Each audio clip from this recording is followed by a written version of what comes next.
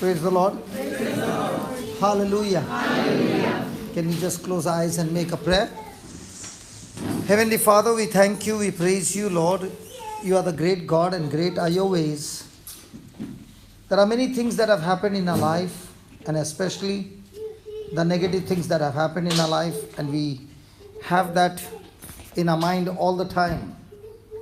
Oh, loving Father, help us to renew our mind, help us to understand the truth, help us to know your purpose, your plan in our life, so that we are able to make the right choices and the right decisions. We can see through the examples given in the Bible of those who made the wrong choices and reached a wrong destination. Help us to make the right choices so that we are able to walk with you and follow you all the days of our life. We thank you, we praise you in the glorious and mighty name of Jesus. Amen. Amen. Hallelujah. Hallelujah. Just 2 days back, there was a testimony of a lady who had come with lots and lots of pressure because an incident had happened that her child fell from the first floor. And the reason the child fell from the first floor was the parents had taken the child somewhere, and it was an error. It was not on purpose, but thank God nothing happened to the child. The child is healthy. But that incident tortured this mother that she could not have a peace in her heart regarding her parents, regarding the family where the child was taken. So that kept on eating for 1 year, and this lady was actually getting into bitterness and unforgiveness and pain. Praise God. Hallelujah. Hallelujah. And when she had come for this meeting, she had come to ask questions to God. Why did this happen? And because of thinking about it, and thank God, nothing happened to the child. The child is perfectly normal. Praise God. That incident tortured her for 1 year. And when this thing was happening, I told her, you can get out of this if you understand the scripture. Praise God. So let's go and see, because every person seated here has one incident or the other where something extremely bad has happened to us. Is it right? Yes. Come on, a bad experience has happened.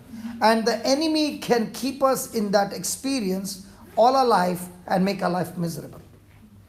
So today God wants to show us the life of the Israelites. They were God's favored people. God had made a covenant with them, and God had plans for their welfare, never for their destruction. And yet they were in captivity. And now when they were in captivity, they began to realize that it was our own wrongdoing that had led them into captivity. And now they were believing that God is punishing them. And because God is punishing them, there's no way out for them. And they have absolutely no future for their life. Praise God. Praise and today God wants to show us through the scriptures that God is a loving God. He is a merciful God. And even though in the past there have been nasty things that people have done to you, or nasty things that you have done to people, there is hope in Jesus Christ. Hallelujah. Hallelujah. Jesus is the sacrificial lamb who has paid the price, and he is the one who will change our future, our past, and give us a great future. Say this: God does not consult my past to give me my future. So God gives me my future not based on my works. God gives me a future, a good future, based on the works that Jesus did for me on the cross. Amen? Amen. So let's quickly go to Isaiah 43 and verse number 18. Can somebody read it, please? Isaiah 43, verse number 18. Do you want God to do a new thing in your life? Come on. How many of you want God to do a new thing in your life? Yes. See, when you lift your hands up, I want to tell you, God is watching your hands. Okay? God is watching. No, I'm not joking. That's what we... Not only one, loads of good things. Sorry? Why would we want to wish only one thing in our life? Lots of new things. Yes, yes. Do you want God to make new things in your life? Lift your hands up. Yes, God is watching that. Praise God. So today God is going to show us how He is going to do good things and new things in our life. Are they going to be conditions? Yes. Every promise of God has got conditions. When you follow the conditions and the principles from the Bible, everything in your life begins to change. Yeah, go ahead. Remember you not the former things, Remember you not the former things, neither consider the things of old. neither consider the things of old.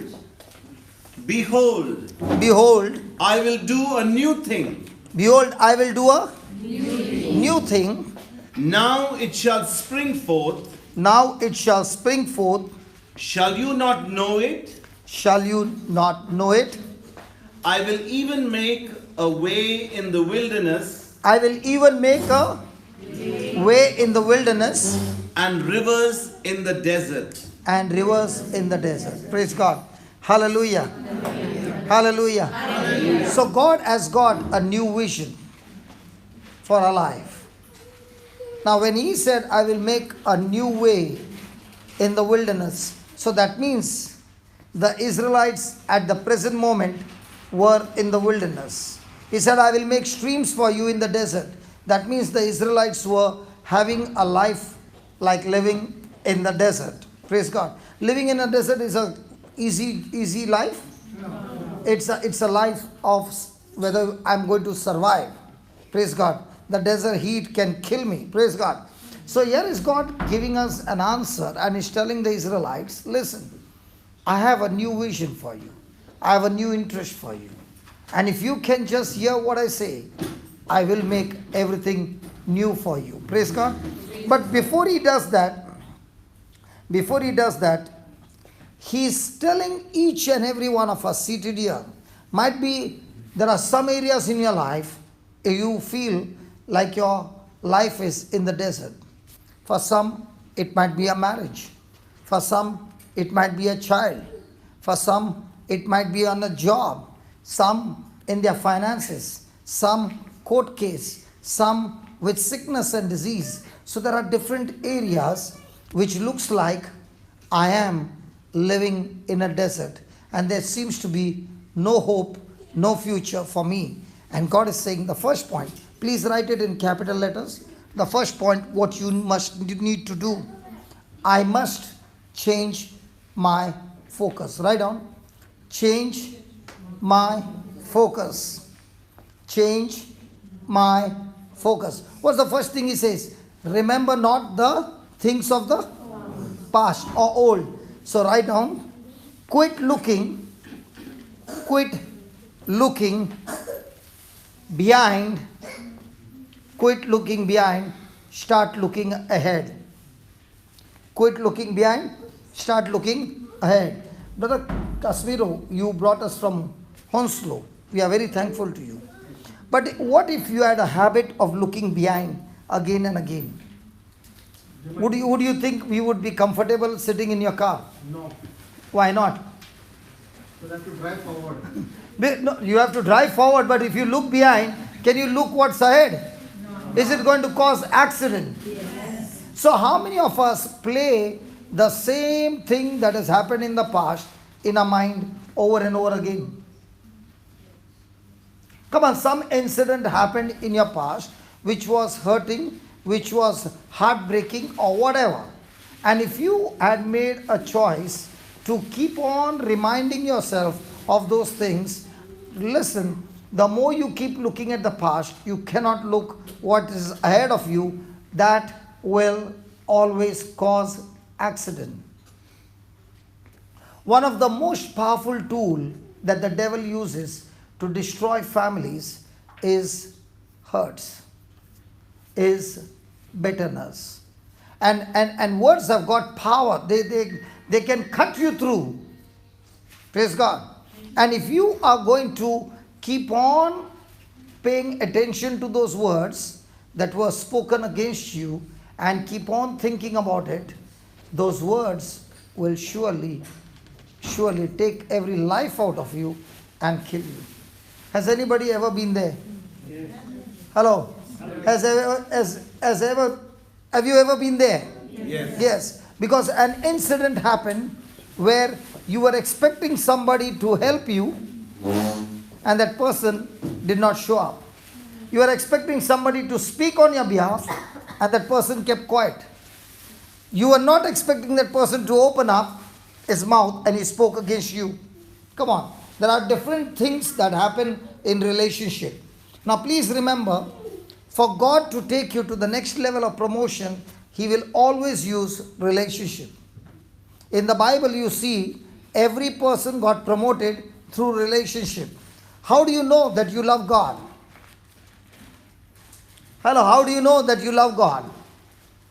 The very proof that you love God is when your love towards your fellow brothers and sisters is extremely high. It is an evidence that you love God. What do you mean by that? Supposing my brother Vincent has done something wrong against me, will my attitude be good towards him? No, I'll quickly be bitter and I will have, my emotions will be running extremely negative. But the moment I am about to react against him, the word of the Lord will remind me, the Bible saying, listen, you are supposed to love your enemy. Now, is he my enemy? Come on. Yes. Anyone who hurts you is your enemy. So do you got enemies at home?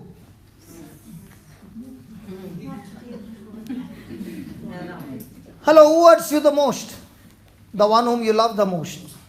So do you have enemies? Yes. Now what is the Lord saying? Whom should you love first? Enemies. Love your enemies. So where do you get the best training? At home. Praise God. Now I say to Jesus, Jesus, I love you very much. Okay? And Jesus says, if you love me, you will keep my commandments. Right? And now that I read, love your enemies. And here is this brother irritating me. So what will be my first attitude? To love him or hate him? To hate him as a human being. But the moment I say, Jesus, because I love you, I choose to forgive him.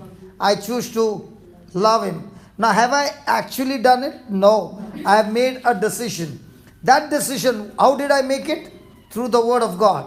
The moment a person has made a decision through the word of God, that word is full of grace. That word is full of power. Now, you are no longer doing it with your strength. You are doing it with God's strength that comes from the word of God.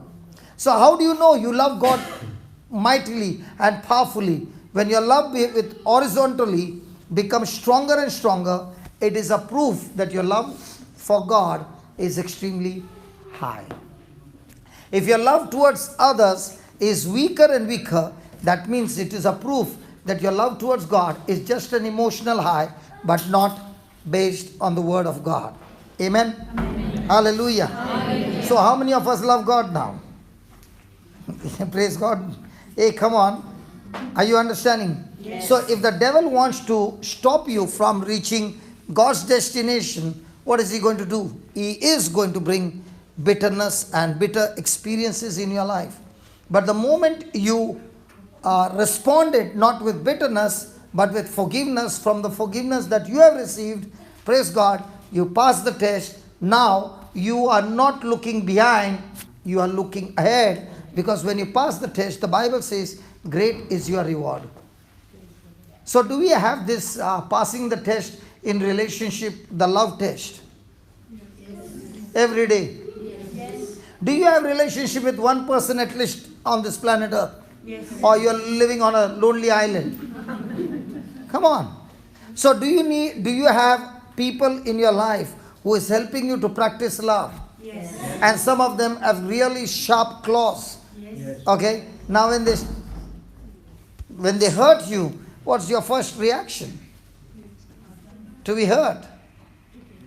Your past experience will keep you in a bondage that you do not want to get more hurt. So what do? You build a wall and you avoid every person. Now in that, what have you done? You have built yourself a wall and you are a prisoner in that prison. Yes. Praise God. And that's why the Lord says, listen, whatever has happened in the past, whatever might happen, I want you to let go of that, because what I'm doing in your life is extremely high. Praise God. Praise God. Hallelujah. Hallelujah. Hallelujah. Hallelujah. So write down, if I am continually, please write it in capital letters, these are the truths. If I am continually looking behind, I cannot see where I'm going.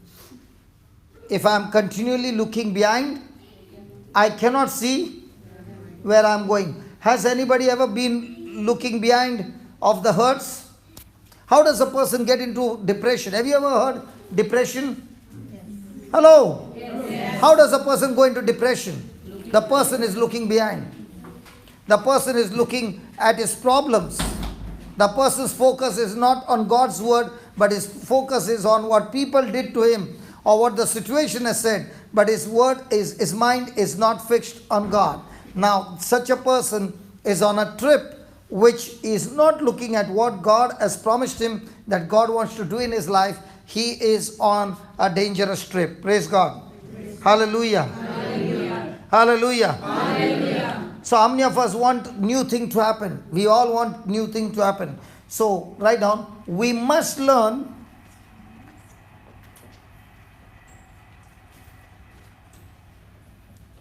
the truths that comes from the word of God,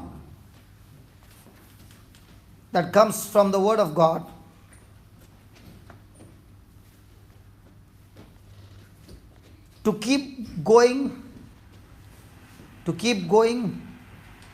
and moving onto new things. Keep going and moving unto new things in Christ Jesus.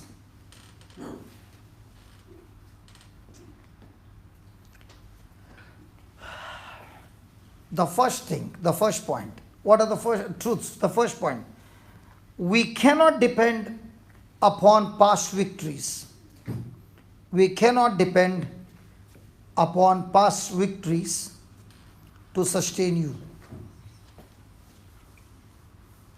We cannot depend on past victories to sustain us.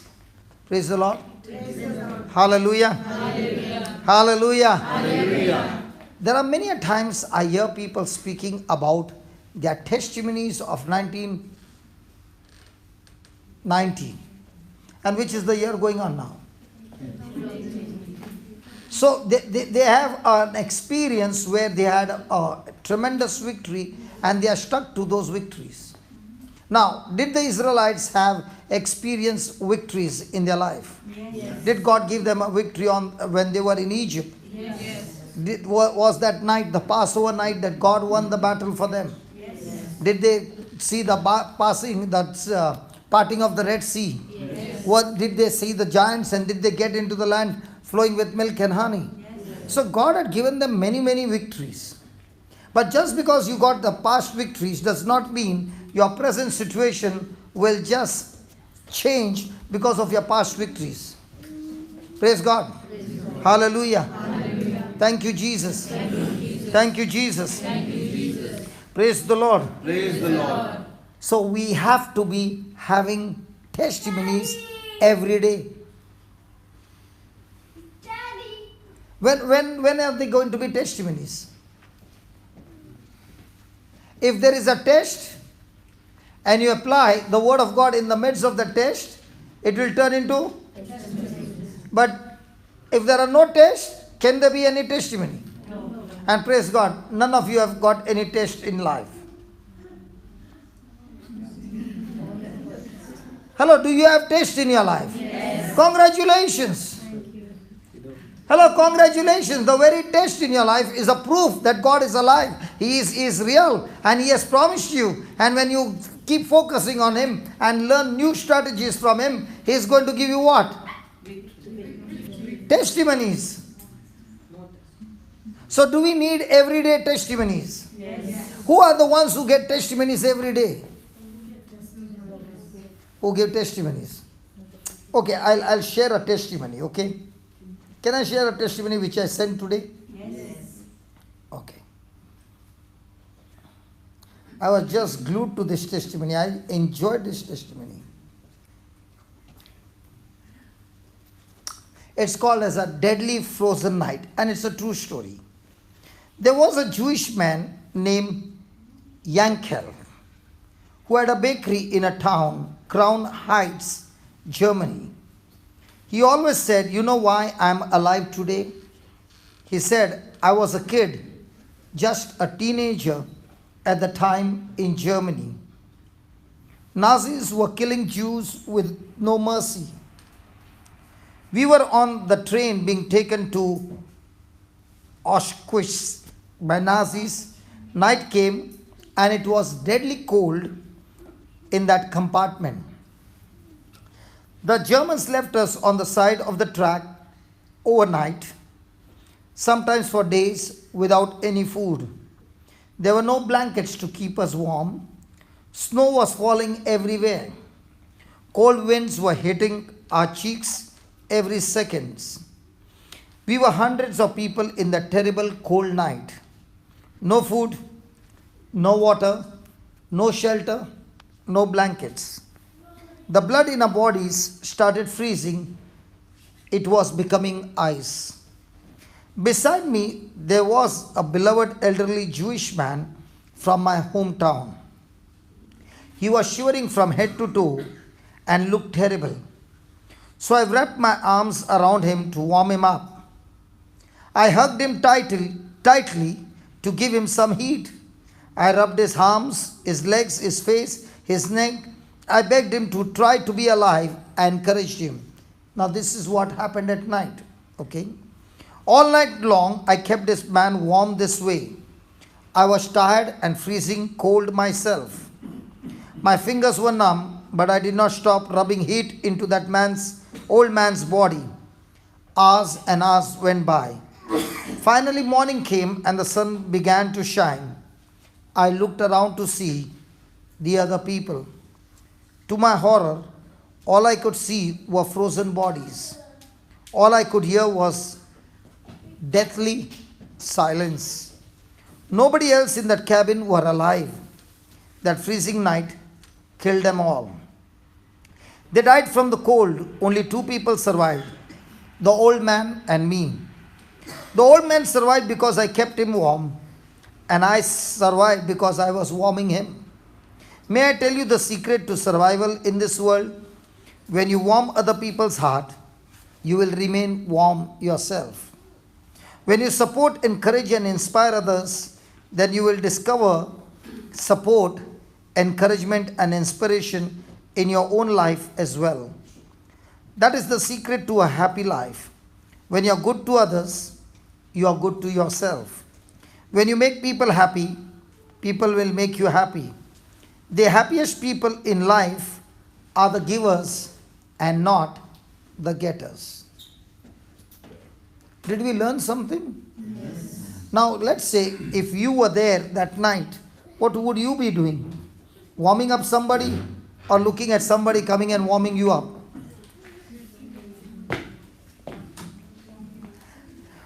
Do we have opportunities every day to warm up somebody who is in trouble? Yes. But do we take that opportunity?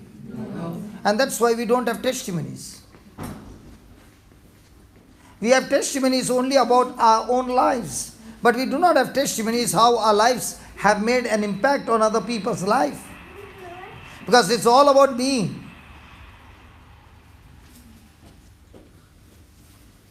But if you look around people who are in trouble and you get into their trouble, will it make you uncomfortable? Yes. Yes. Did he say his fingers were numb? Yes. Was he losing energy himself? Yes. Was he getting tired? Yes. But if that old man was not there, would he be alive? No. So when Jesus came to give us life, life in abundance, what does that mean?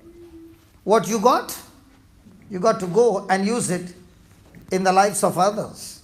And when you do that, praise God, your life will get better. And what is the world teaching you? The world is teaching you how can you push somebody down and somebody out so that you can get everything. The world is teaching you how to get. God is teaching you how to give. And all our life we have learned mathematics. 10 minus 7 is absolutely 3. I am sure about it. But when you come to Jesus, he says 10 minus 7 is 700. And that's why we don't have testimonies. But people who go out every day and look out for opportunities to be a blessing to others, they have testimonies every day. And when they have testimonies of other people, how their lives have changed because of their life, in their own life, their problems are sorted out by the Lord. It is supernatural. Hallelujah. Hallelujah. Let's say you don't have a job. What are you doing now? Waiting for a job. But what about the other resources that you have? You have time, you have energy, you have experience, you have smile, you have got touch, you have got so many things with you. Are we using it for somebody else? Or are we only focused on, when I get the job, then I will use this energy, and that too for myself? Nobody wants to talk. Hallelujah. Hallelujah. Might be you had great life in the past, successful life, and all of a sudden everything has gone crazy and you are in a different situation. And you might be reminding yourself of the great and mighty life that you had. And you're stuck there. And you're stretching your neck and saying, somebody come and help me. Can I say something? When anything leaves your hand, anything that leaves your hand to bless somebody else or to help somebody else, remember, it never leaves your life. Never it leaves your life. It is a seed that has just left your life, but it has gone into the spiritual realm and got deposited, just like a farmer who has planted a seed and the seed has sprouted and is growing. And when the due season comes, what has left your hand is multiplying and coming back to you at the right time, at the right place. Nobody is happy here. Nobody is happy. Praise God. Hallelujah. Hallelujah. Hallelujah.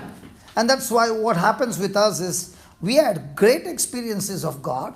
We had great testimonies. We have great victories. But when an incident happens where the devil comes and strikes you really hard, and you do not do anything, but you are just thinking about your past victories and not moving out in faith to do something.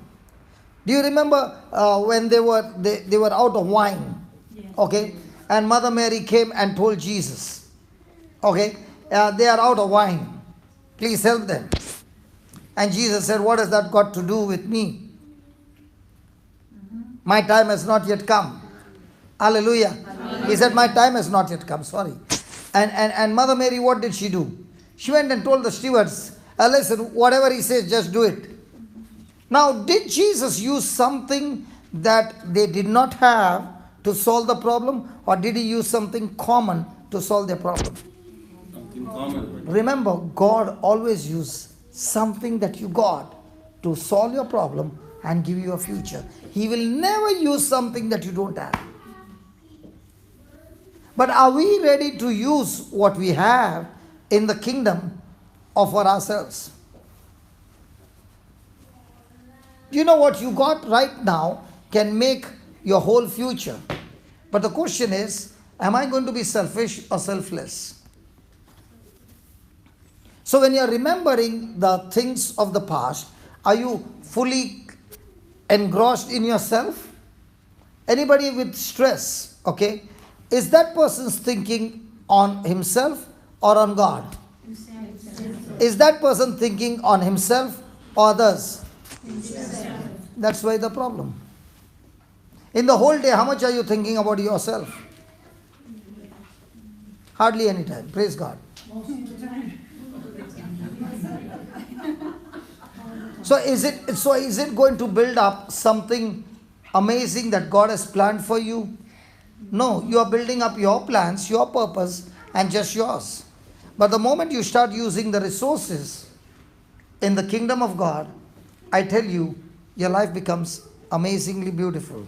Hallelujah. Hallelujah. Thank you, Jesus. Thank you, Jesus. So write down. Is it making sense? Yes. Hello? Yes. And now I can give you a bad experience. I had lost 7 factories. I had lost my house. And I was on the street with no money to eat food. And that was the time I was introduced to Jesus. Now, did Jesus use something that I had? Yeah, I had the skill. I had the talent. I went and found a job. I did not say I'm a businessman all my life, so I will do business. I went and started working on a salary, and that to a very small salary. And I took a salary for 8 months. But when I began to work on a salary as a worker and living with the other workers and eating food with them, God had to teach me a lot of things that I was puffed up. And then I began my business again, the same business. And this time began to work. And if I had to sit down there and say, God, all of my life I've done business, I'm not doing all these small things,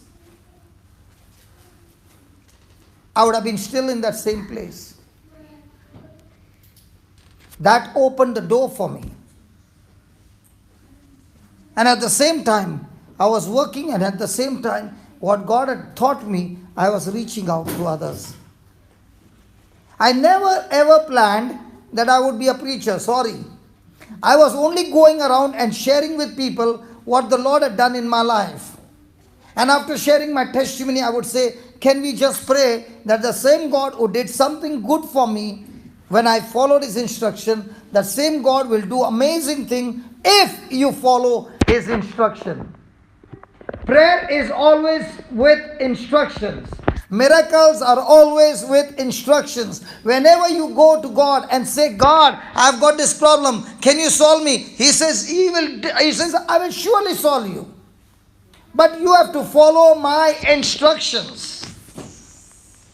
Hallelujah. Hallelujah. That's why Jesus said, if you are my disciple, ask anything and you will get it. Did He say that? No. He said, if you are my disciple, take up your cross. No, daily. Hey, that word daily is there. When we go for a retreat and we come back, praise the Lord, hallelujah,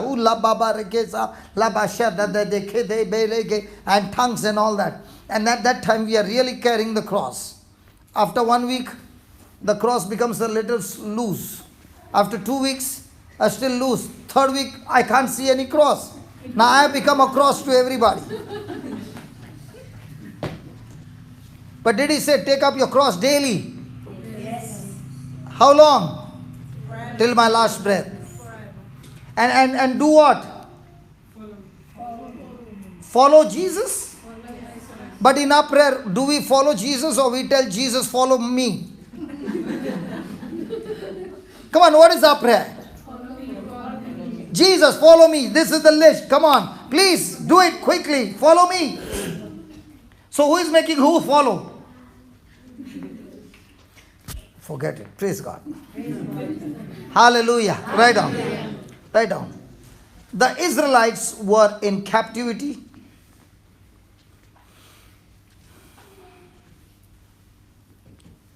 All their previous victories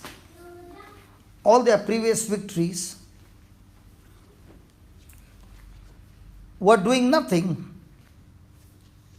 All their previous victories were doing nothing to set them free. All their previous victories were doing nothing to set them free. They needed a new work. They needed a new work, a new miracle, a new victory.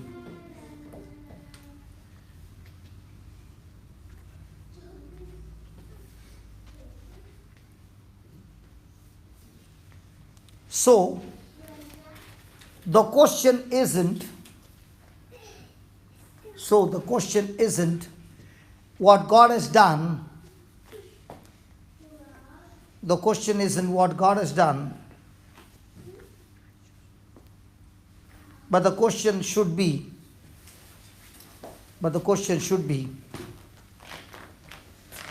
what is God doing in my life right now? The question must be, what is God doing in my life right now?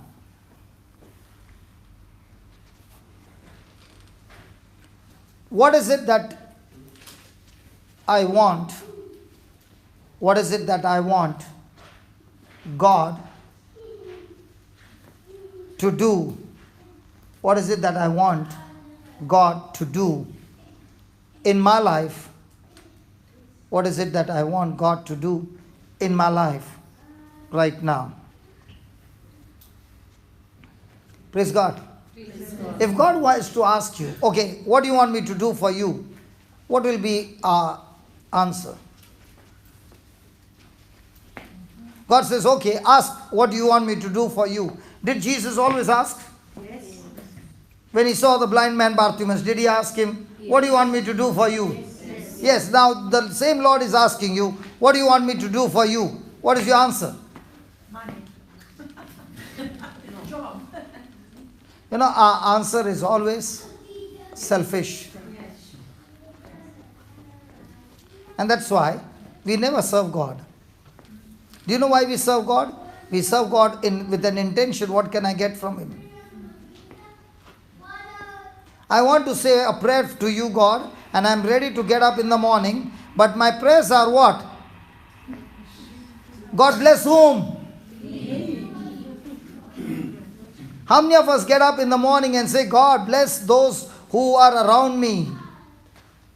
Bless those who are sick, bless those who are tortured, bless those who are going through depression, and you get up in the morning and you pray for somebody else. It's all about me. And when God sees that, He says, this person is so selfish. Even if I bless, what is this person going to do?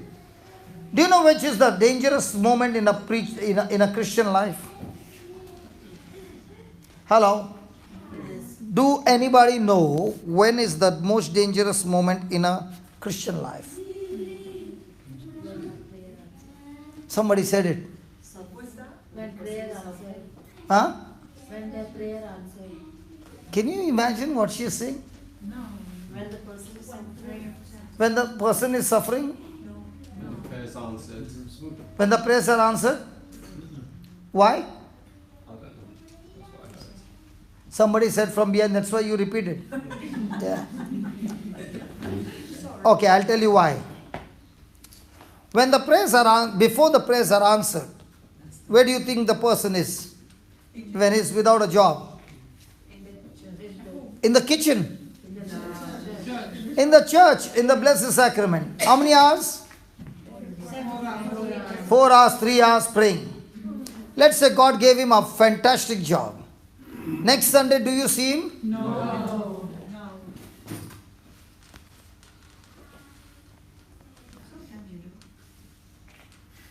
Sometimes you do, but is he having the same kind of zeal for God, what he had before? No. Has it changed? Yes. So what happens when the prayers get answered? The person enjoys the blessing and forgets the blesser. So whenever you see somebody in trouble, what is your prayer? God, please answer the prayer. Will you ever see him again? So what should be your prayer? Lord, please answer the prayer, or Lord, please get him into a relationship with you.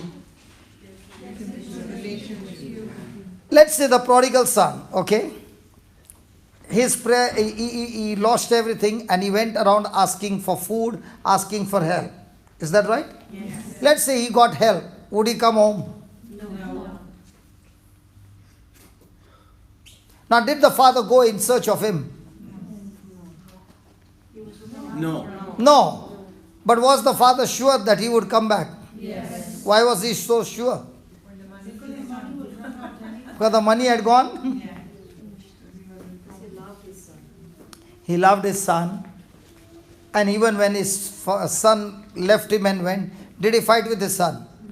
No, he allowed him to go to learn a good lesson. Praise God.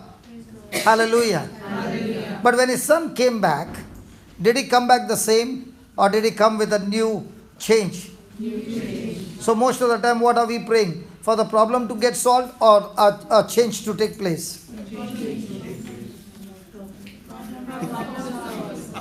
When your loved one is in a problem, what are you praying? God use this moment to change his life, or God use this time and bless him? Which one should be more important? Hello, which one should be more important? Teach him a lesson? No, not teach him a lesson. Lord, yeah. Get him closer to you. Praise God. And what is our prayer? You know why our prayer is bless him? Because we have never experienced that relationship with God. And therefore, our only answer with our relationship with God is, God, I came for the retreat. Now tell me, what are you going to give me? I sat for 4 hours, Lord. Tell me, what are you going to give me? But the day we understand that our relationship with God is not based on what I get from him, but because I love him, the whole attitude begins to change. Hallelujah. Hallelujah. So when is the dangerous moment? When the prayers get answered. You did like this. I'll tell you, I've seen so many people, as long as the prayer was not answered, they would come every month. The moment their prayers got answered, and it got answered in a big way, I never saw them again.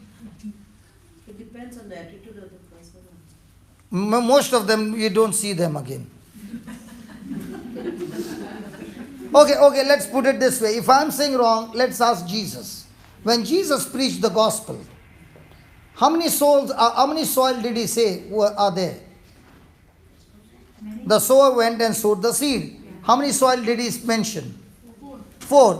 1, the pathway; 2nd, the rock; 3rd, the thorn; and 4th, the good soil. If Jesus himself preached and there were 4 soil, what makes you think things have changed now?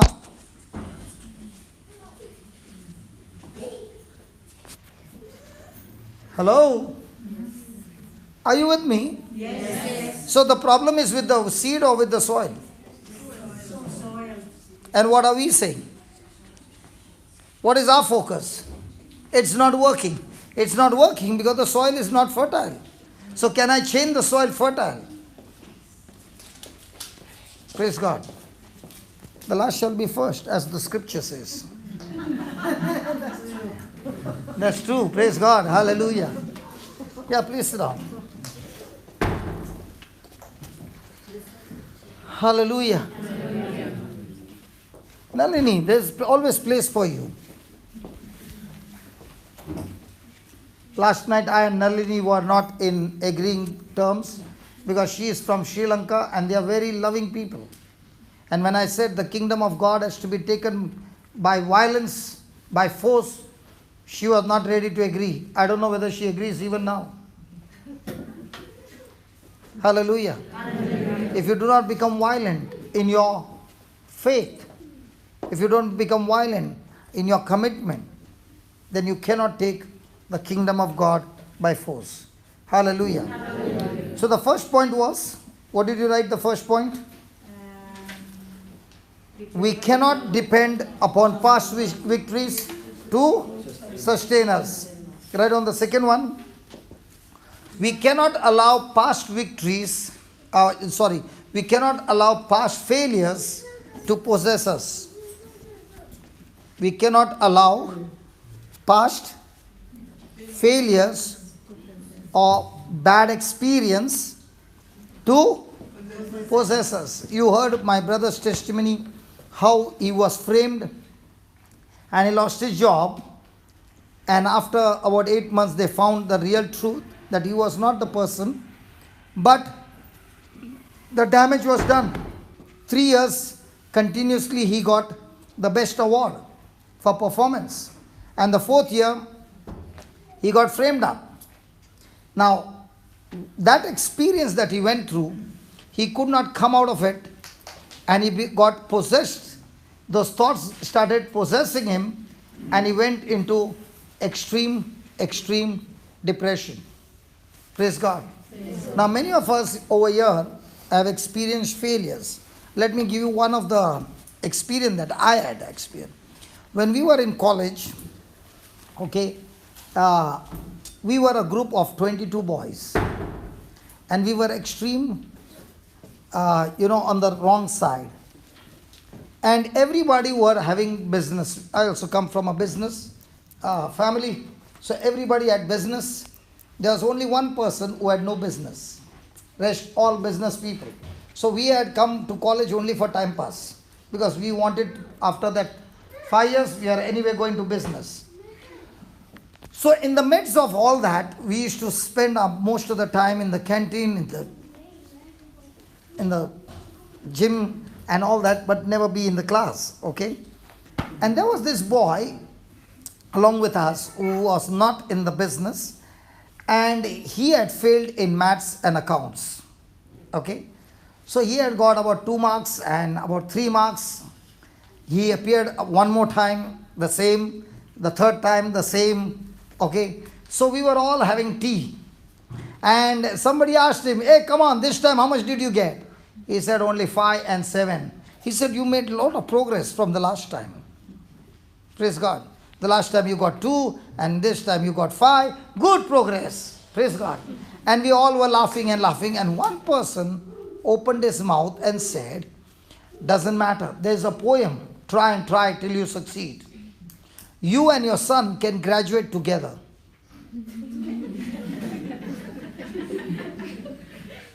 Now, when he heard that, he just stood up and left.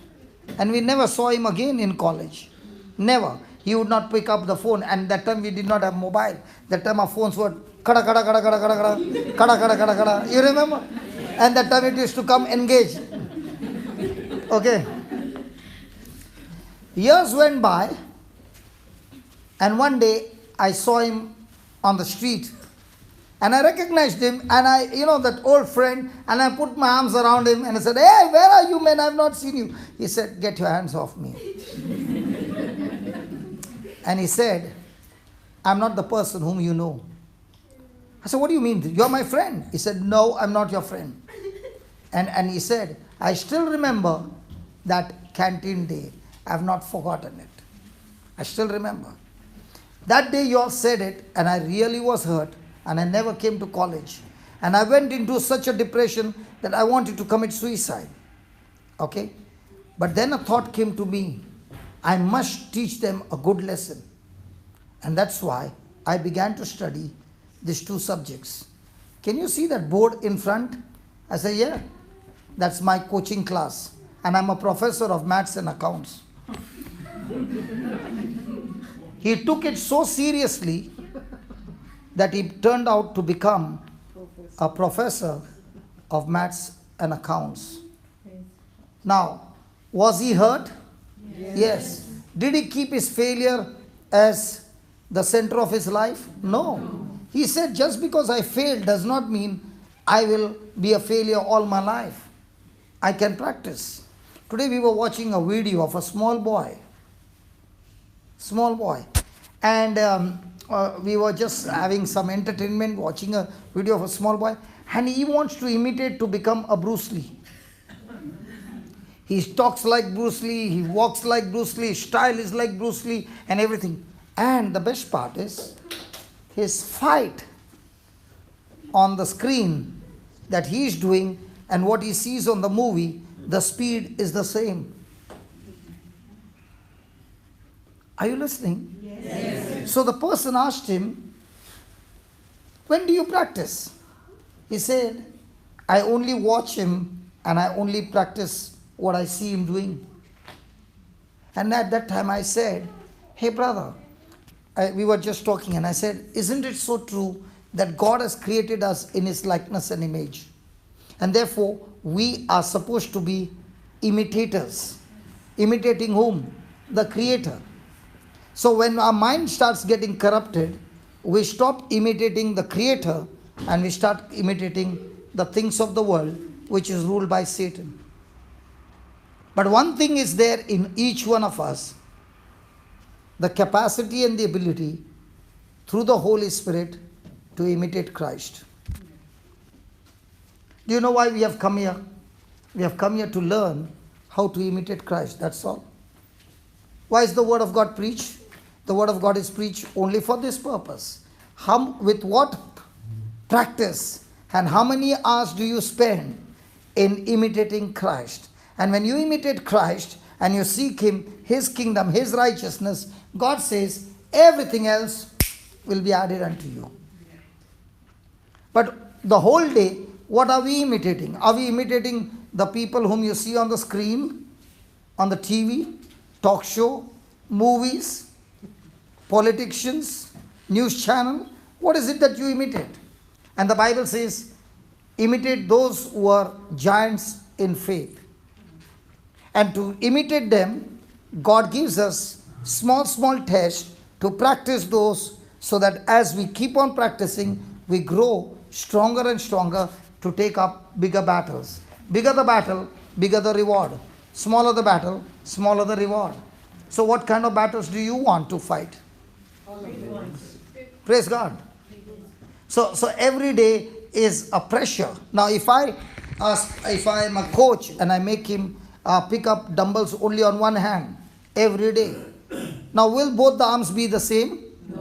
Which one will be stronger? So when pressure comes on you, it's up to you.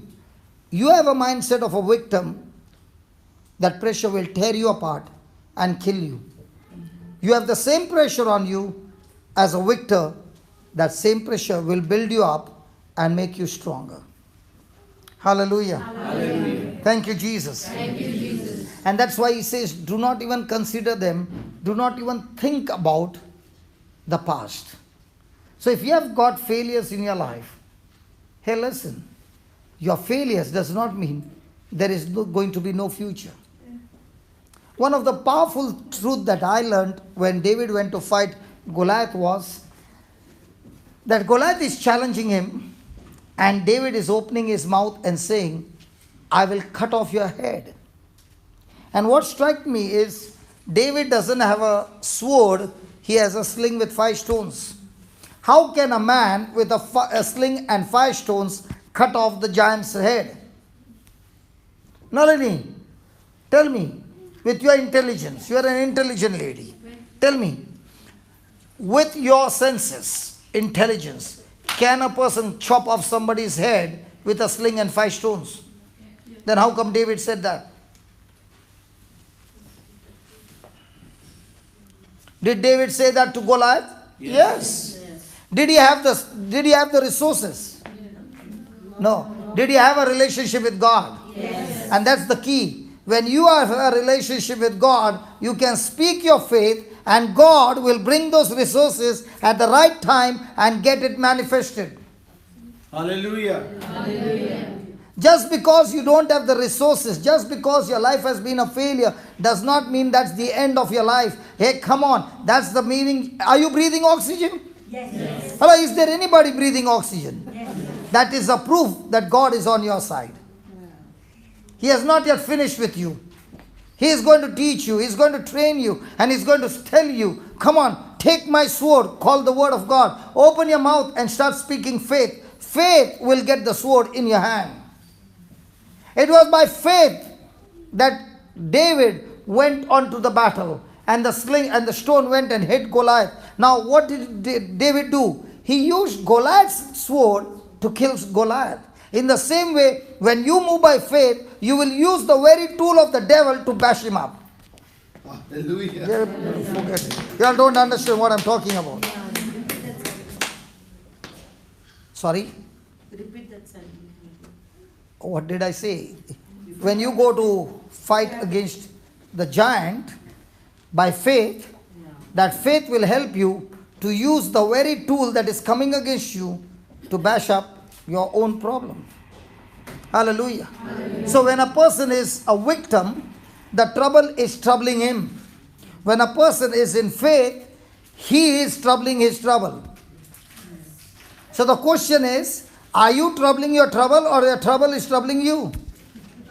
And that's why God is saying to the Israelites, listen, I do not want you to consider and think of the things of the past, because your bad experience is going to make you a victim, and as long as you are a victim, that victim mindset is going to lead you to defeat. So don't think about the past. Say that, don't think about the past. Don't think about the past. Say that again. Don't think about the past. Okay, I've got a scripture that speaks exactly opposite to this. Open to Psalms 103. It speaks exactly opposite.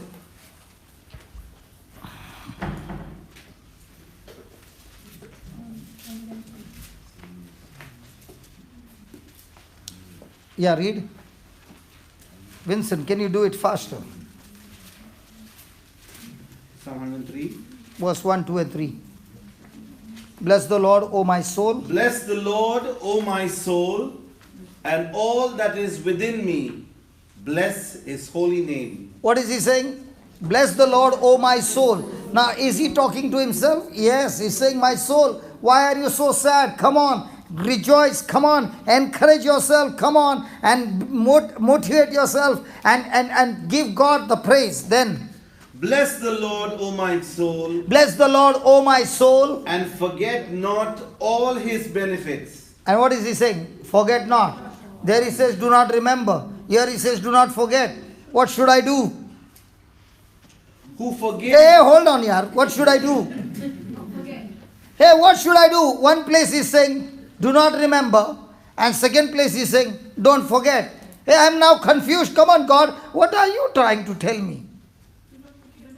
He says, forget the nasty thing happened and remember the good things. Praise God. Hallelujah. Full marks.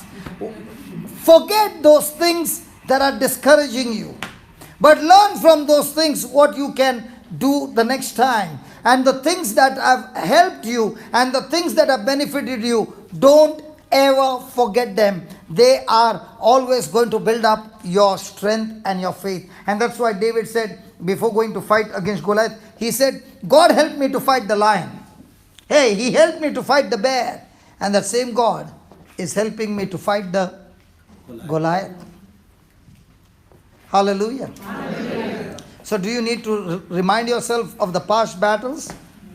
Yeah, the good things. And what about the bad experience? What about he did this to me? And she did this to me. And he is not there. And she is not there. What are we thinking? The good things or the bad things? How are you? You are back. Was it the back or the ulcer? Was it perfect? It wasn't perfect, but if I consider it on the level of 1 to 10, it's come down to 1. From the 10th, it has come to 1. Yes. Praise God. Hallelujah. Thank you, Jesus. Hallelujah. Hallelujah. So are you going to remember the 10 or the 1? The zero. I wanted to remember the 0. That's it. I trapped him, but he got out. I trapped him, but he got out.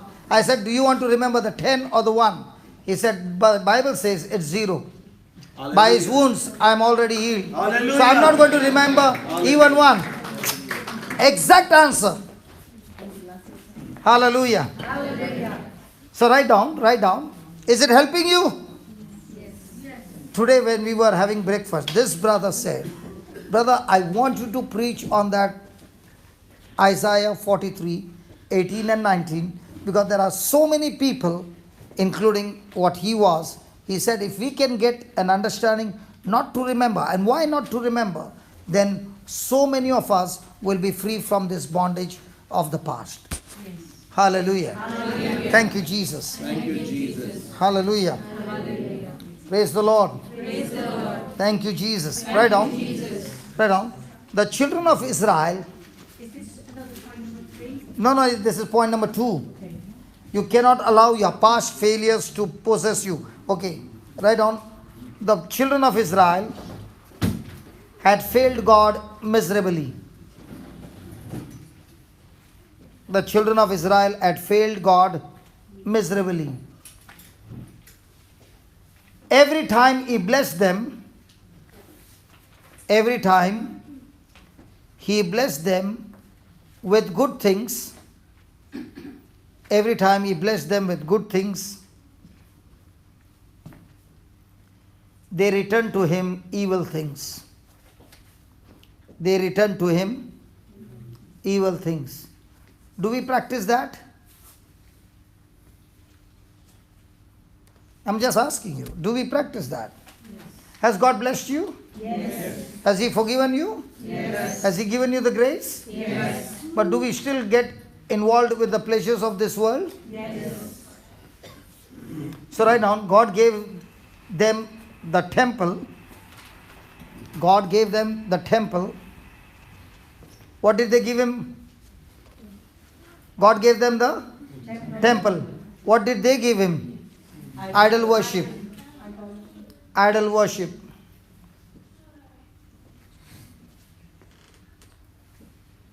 God gave them the truth. What did they give? They lived and proclaimed the lie. God gave them the truth.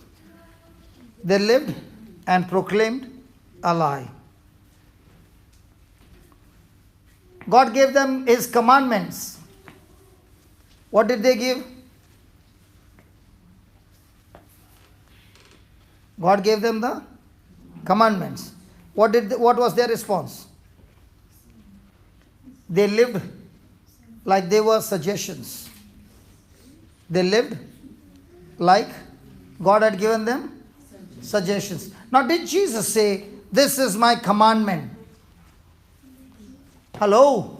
Yes. Did Jesus say, "This is my commandment"? Or did He say, "This is my opinion"? Or did He say, "This is my option to you"? Or "This is my suggestion"? So when He said commandment, is there any option? And what's the commandment? Okay, but what commandment did He give? To love one another as I have loved you. Now, do we follow that commandment?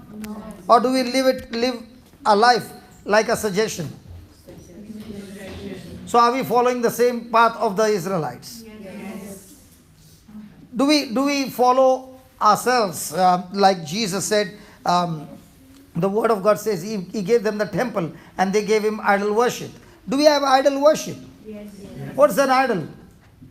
Something different from God. Huh? Money. Something? Different from That God. obstructs us from going to God.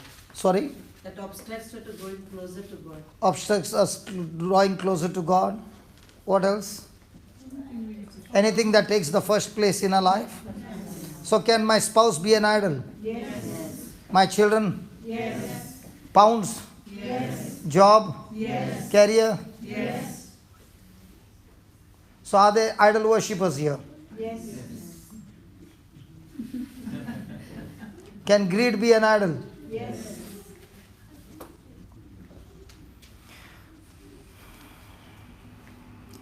God gave them Himself. Right on, God gave them Himself. Has God given us Himself? Yes. And what do we give Him? Hello, what do we give Him? Aggravation. We give Him rejection.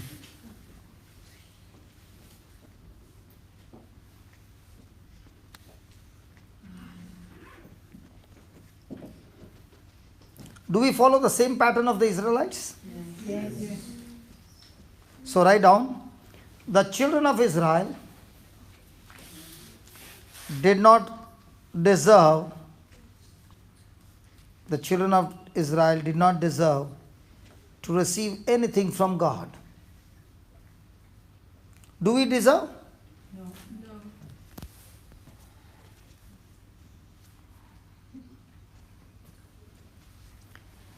Yet He still loved them.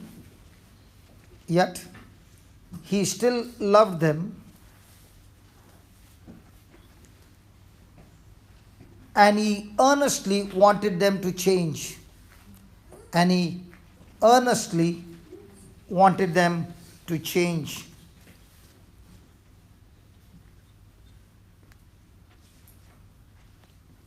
And that's why God said, do not remember the things of the past.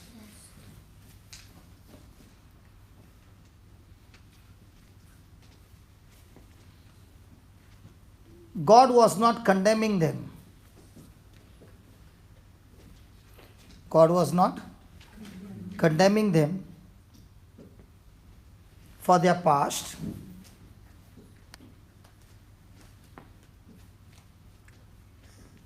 They could do nothing to change it.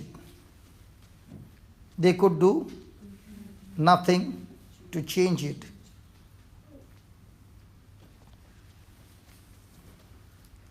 Instead, God was holding out his hand of hope. Instead, God was holding out his hand of hope.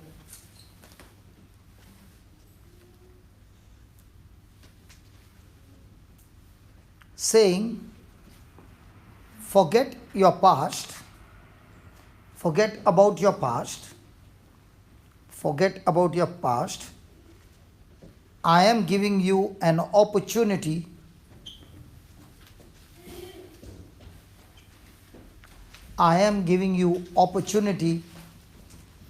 to start new.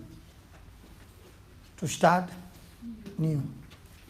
You know, when I'm sharing with you, I can say without a doubt, the kind of life that I lived, 33 years of my life, I don't think so anybody qualified that ruthless, gangs, club life that you have lived.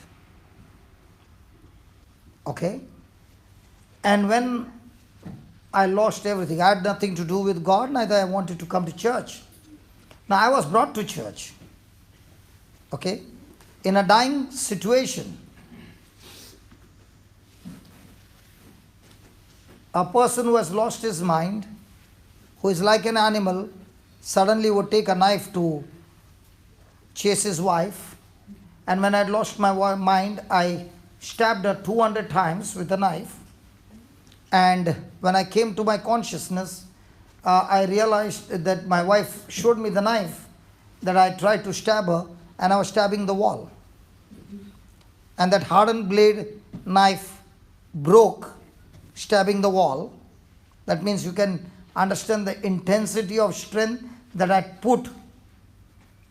So a person like that, when the Lord touched me, and I went for confession, and after the confession was over, and the priest said, everything is cancelled. And I don't know how many years back I had confessed.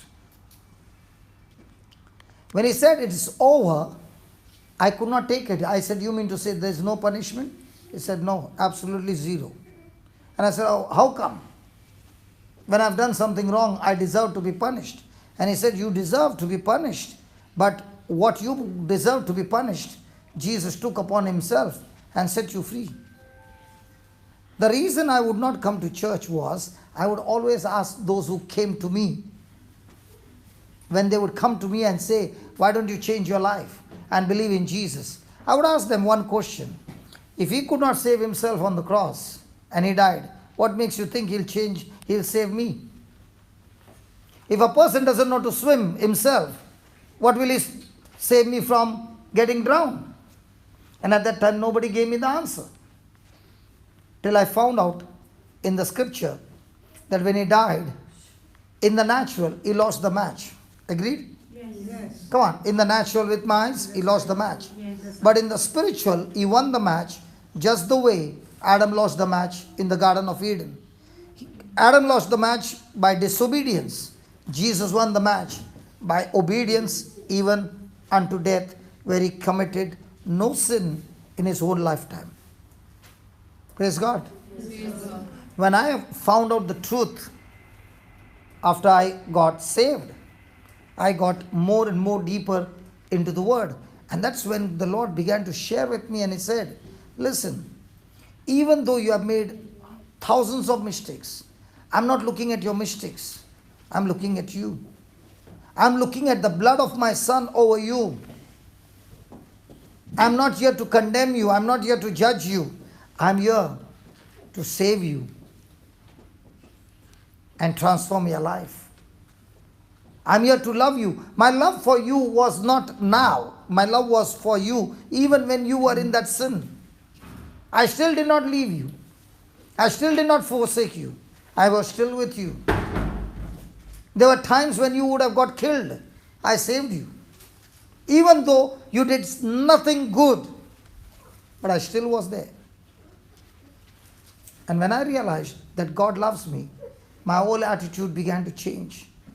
I'm no longer doing good and doing good things and praying to God so that He loves me. That was a wrong understanding. Now I began to realize that God loves me, and because He loves me, that love makes me do the good things. Hallelujah.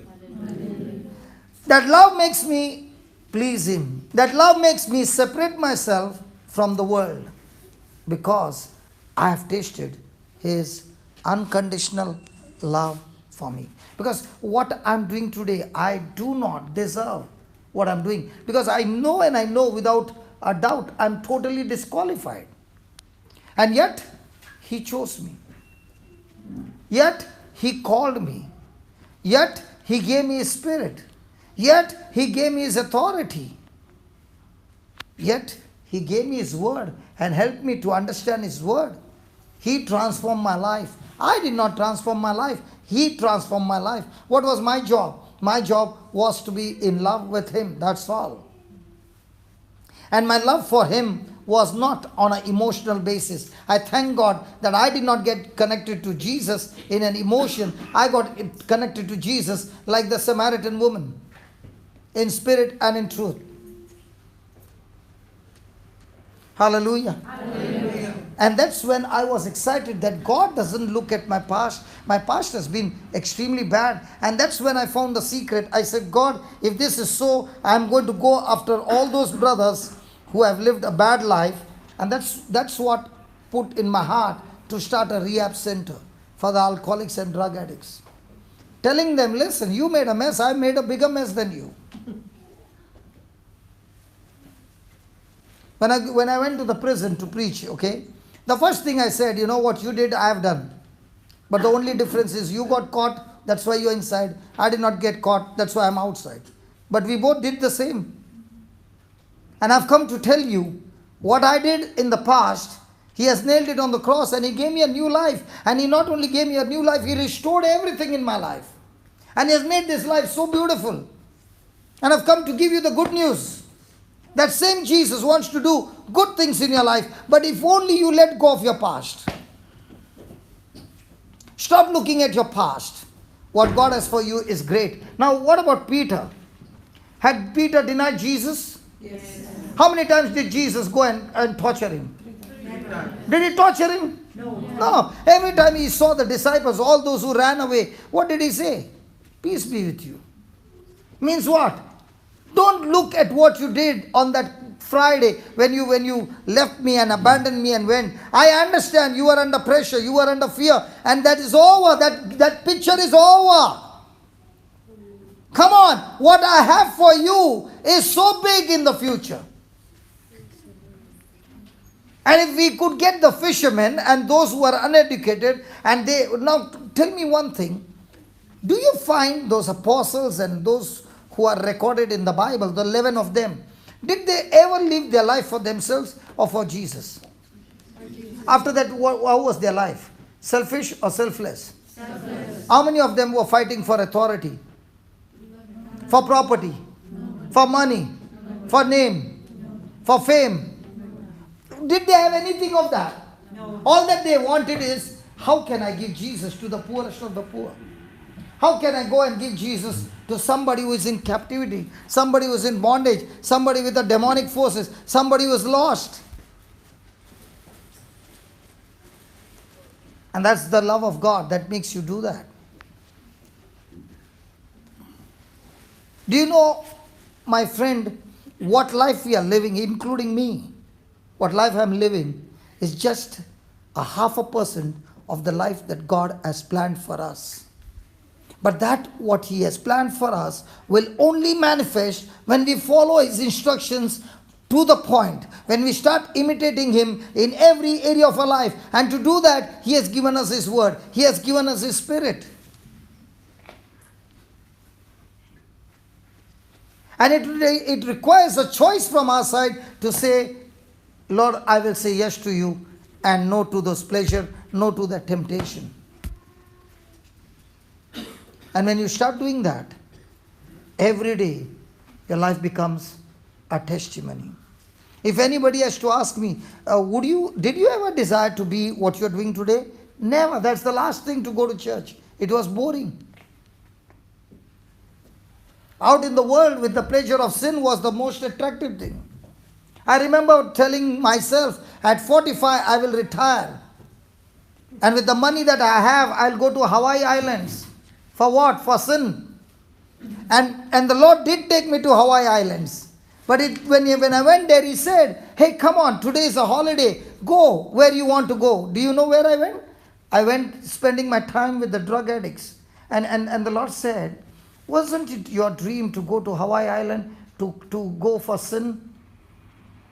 Now what happened?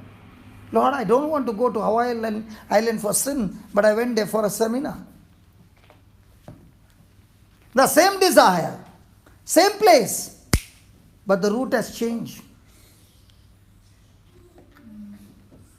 And the same Lord is saying, I've got the same kind of vision for every one of us, if you let go of your past. Hallelujah. Hallelujah. Thank you, Jesus. Thank you, Jesus. So is God handing you a hand of hope? Yes. And I'll give you one example. There's this brother by the name Anthony. He was given the last sacrament. He was brought to the center and he was dying. A lot of his organs were as good as dead. And he was breathing his last. And he was sent to the center. And he had no control over his tools or anything. Now, do you like to admit people like that? Hello? No. And he got admitted, and we thought he's anyway going to be there for 3 or 4 days. Let's give him a good farewell. Praise God. 15 days happened and this fellow did not die. Praise God. And he started becoming healthy. After about 20-25 days, he would run to the kitchen. So we thought he is all the time hungry, he runs to the kitchen. So we asked him, why do you run to the kitchen? He said, I'm a cook and I love to cook. And what can you cook? Anything you want me to cook, I can cook. For how many people you can cook? How many people you want me to cook? Today he cooks food for 2,000 people. Now my question to you is, did I ever think that this man who has come in that state would be a person who would be a blessing to us? When we saw him, he was a real problem. But now that same person has become a blessing. We never have problem regarding food. How many of you have been to the center? Did you ever get tasty food or very awesome food? Excellent. And the food is so excellent because he loves cooking. Even if I tell him, come and cook something easy, he said, no, I want to cook the best. You want to preach the best, I want to cook the best. Praise God. Hallelujah. Hallelujah. So is God giving us an opportunity? Yes. There's another boy by the name Stanley, okay? In his house, they would make alcohol. So when he was 6 years old, he was the alcohol taster, to taste. So he would go to school drunk when he was in 6th standard. So by the time he was 9th or 10th, he became a drunkard. By the age of 17, his spare parts had already gone. He was dying by the age of 18, I think, when he was brought. And he would get epilepsy. Okay?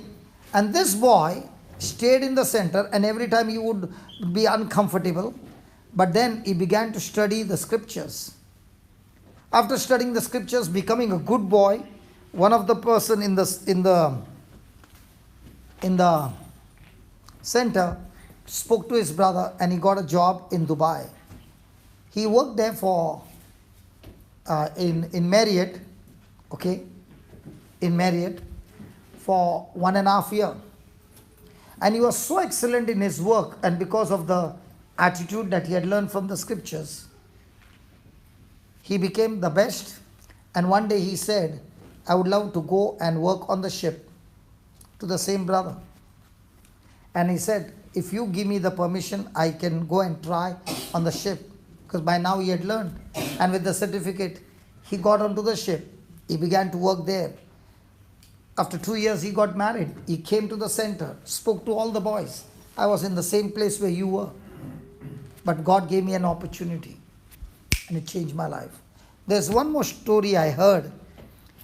There were these 2 boys who were in crime. And they were teenagers. And they wanted to rob one person, and he would not give the money. And now that he had seen their face, there was no other option but to kill him. So they took a rod and hit him. So he began to bleed. They thought he's dead and threw him by the side of the road. Somebody saw the blood and called the ambulance, and this man was miraculously healed, but he had lost his eye. So now when he saw them, he could identify them. Praise God. Okay. And he told the judge, I want them to be given a chance, so please hand them over to me. I'll take responsibility of them. I don't want you to punish them, but give them a chance, and I take the responsibility to educate them and look after them. Okay. So this man took them both and he put them in the college. Okay. Both of them were studying in the same class, everything same. One of them got back with a bad company and went and committed crime, and he went into the prison. The second person began to study. And then when he was asked, what do you want to do? He said, I want to be an eye surgeon. He became an eye surgeon in the US. And he became one of the topmost eye surgeons. And they asked him, why is it that you do not take a single day rest and you come in and you do so many operations on the eye? And he says, till my last breath, I can never repay the eye that I hit that man, that he lost his sight. I am trying my best to repair so many eyes so that others can get the sight. Praise God. Now, was the option given to both of them the same? Yes. Come on. Yes. But did one take the opportunity? The other one also was given, but he decided to stay on his own. Praise God. God, just change, brother.